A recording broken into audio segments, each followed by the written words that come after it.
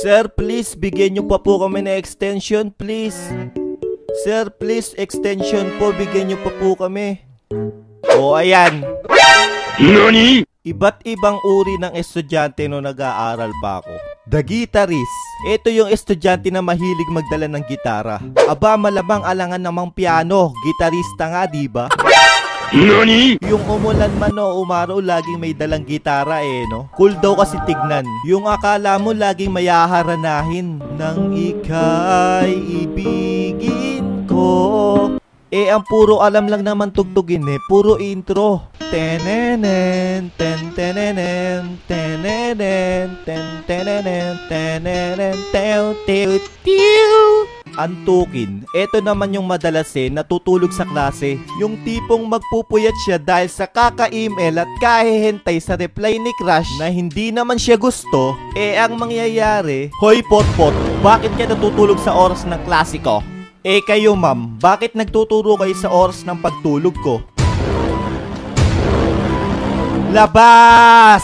Boy Lamon. Ito naman yung estudyanteng mahilig kumain sa loob ng klase. Yung akala mo hindi naaabutan ng break time, no? Yung tamang tago lang sa likod ng kaklase. Tapos pag tumalikod lang saglit si teacher biglang Nyam! Boy, mamigay ka naman. O ayan, The Rich Kid. Ito naman yung mayaman sa papel. Yung akala mo magbebenta siya ng papel sa room nyo no? Ang kaso, halos lahat ng kaklase mo mga buraot. Hingi dito, hingi doon. Uy pre, may 1/2 crosswise ka ba dyan? Oo pre, eto.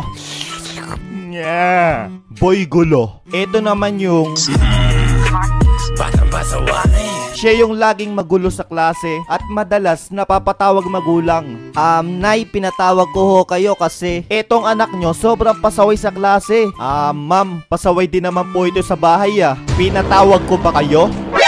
NANI? Hehe. The Fake CR. Ito yung estudyanteng mahilig magpaalam na magsi-CR. Sino pumatay kay Lapu-Lapu? Ma'am. Yes, Pepe-san. CR lang po, ma'am.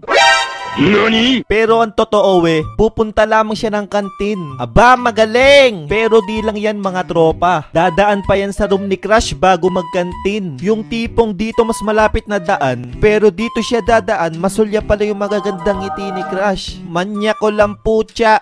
Tapos pagbalik niya ng room ang tagal mo naman pre. Ang haba ng pila sa CR pre. Ano yung nasa bulsa mo?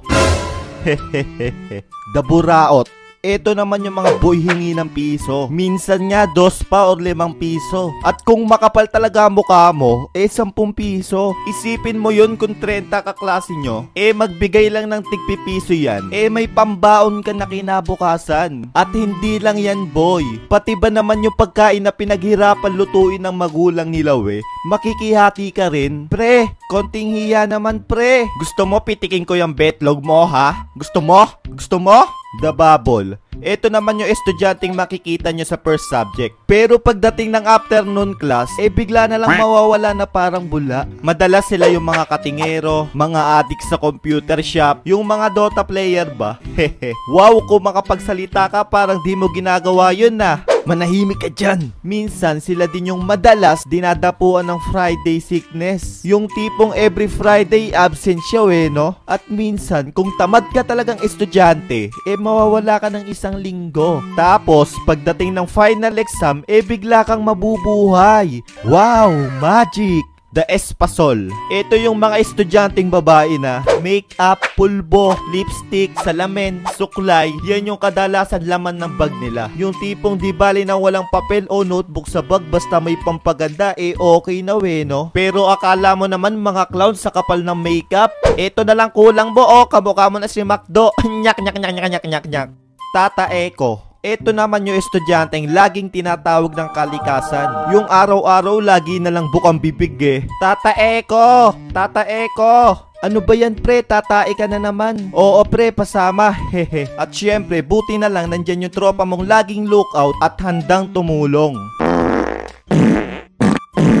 Pre, wala palang tubig, peging tissue. Pre, walang tissue, yan na lang. Success pre.